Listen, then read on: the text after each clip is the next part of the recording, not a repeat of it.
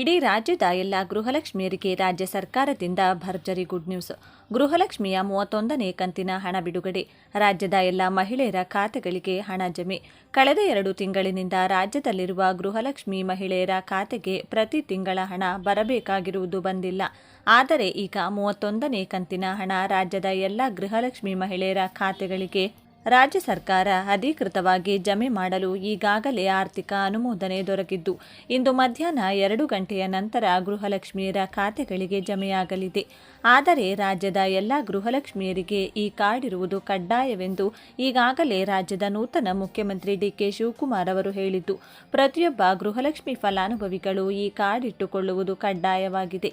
ಒಂದು ವೇಳೆ ನಿಮ್ಮ ಬಳಿ ಈ ಕಾರ್ಡ್ ಇಲ್ಲ ಅಂದರೆ ಹೊಸದಾಗಿ ಮಾಡಿಸಿಕೊಳ್ಳಿ ಅಥವಾ ಯಾವುದೇ ತಿದ್ದುಪಡಿ ಇದ್ದರೆ ಈ ಕೂಡಲೇ ಮಾಡಿಸಿಕೊಳ್ಳಿ.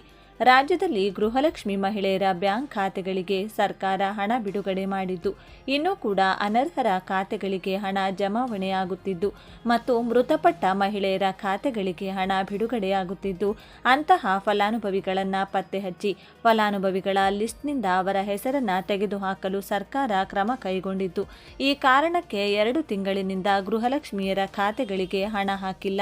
ಎಲ್ಲ ಫಲಾನುಭವಿಗಳ ಡಾಟಾ ಕಾರ್ಯ ನಡೆದಿದ್ದು, ಕೆವೈಸಿಗಾಗಿ ಸರ್ಕಾರವು ಸಿದ್ಧತೆಗಳನ್ನು ಮಾಡಿಕೊಳ್ತಿದೆ.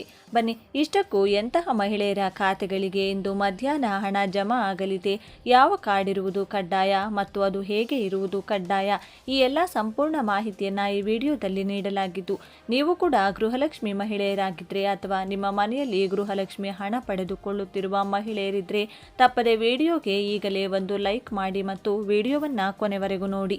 ಯೋಜನೆಯ 31ನೇ ಕಂತಿನ ಒಟ್ಟು 2,400 ಕೋಟಿ ರೂಪಾಯಿ ಹಣವನ್ನು ಸರ್ಕಾರ ಅಧಿಕೃತವಾಗಿ ಬಿಡುಗಡೆ ಮಾಡಿದೆ.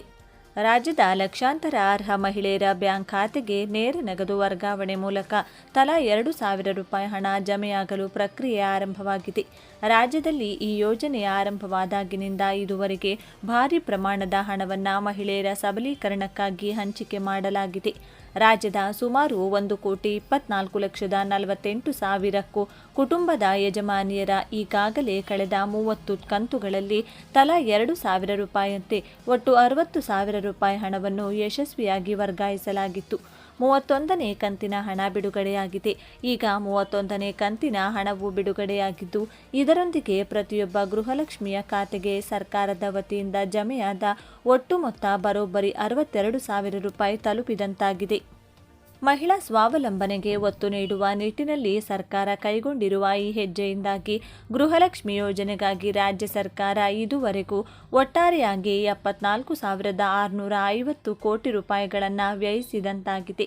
ದೇಶದಲ್ಲೇ ಇಷ್ಟು ದೊಡ್ಡ ಮಟ್ಟದ ಮೊತ್ತವನ್ನು ಮಹಿಳೆಯರ ಖಾತೆಗೆ ನೇರವಾಗಿ ವರ್ಗಾಯಿಸಿದ ಹೆಗ್ಗಳಿಕೆಗೆ ಈ ಯೋಜನೆ ಪಾತ್ರವಾಗಿದೆ.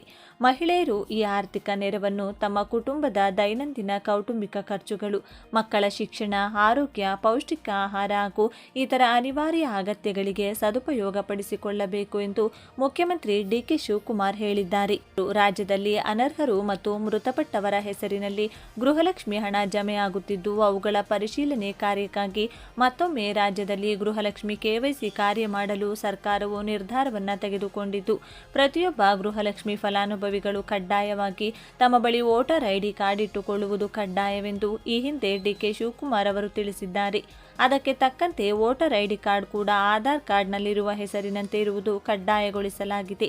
ವೋಟರ್ ಐಡಿ ಕಾರ್ಡ್ನಲ್ಲಿ ಇರುವ ಹೆಸರು ತಂದೆ ಅಥವಾ ಗಂಡನ ಹೆಸರು, ಜನ್ಮ ದಿನಾಂಕ ಹೀಗೆ ಈ ಎಲ್ಲ ವಿವರಗಳು ಆಧಾರ್ ಕಾರ್ಡ್ನಲ್ಲಿರುವಂತೆ ಇರಬೇಕು.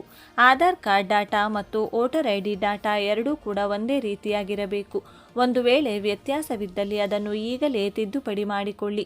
ಯಾಕೆಂದರೆ ಗೃಹಲಕ್ಷ್ಮಿ ಕೆವೈಸಿಗೆ ವೋಟರ್ ಐಡಿ ಕಾರ್ಡ್ ಕಡ್ಡಾಯವಾಗಿ ಕೇಳುವ ಸಾಧ್ಯತೆ ಇದೆ. ಇಷ್ಟಕ್ಕೂ ನಿಮ್ಮ ಖಾತೆಗೆ ಇಂದು ಹಣ ಜಮಾ ಆಗಿದ್ರೆ ಎಸ್ ಅಂತ ಕಮೆಂಟ್ ಮಾಡಿ. ಒಂದು ವೇಳೆ ಇನ್ನೂ ಕೂಡ ನಿಮ್ಮ ಖಾತೆಗೆ ಗೃಹಲಕ್ಷ್ಮಿ ಹಣ ಜಮಾ ಆಗಿಲ್ಲ ಅಂದರೆ ನೋ ಅಂತ ಕಮೆಂಟ್ ಮಾಡಿ.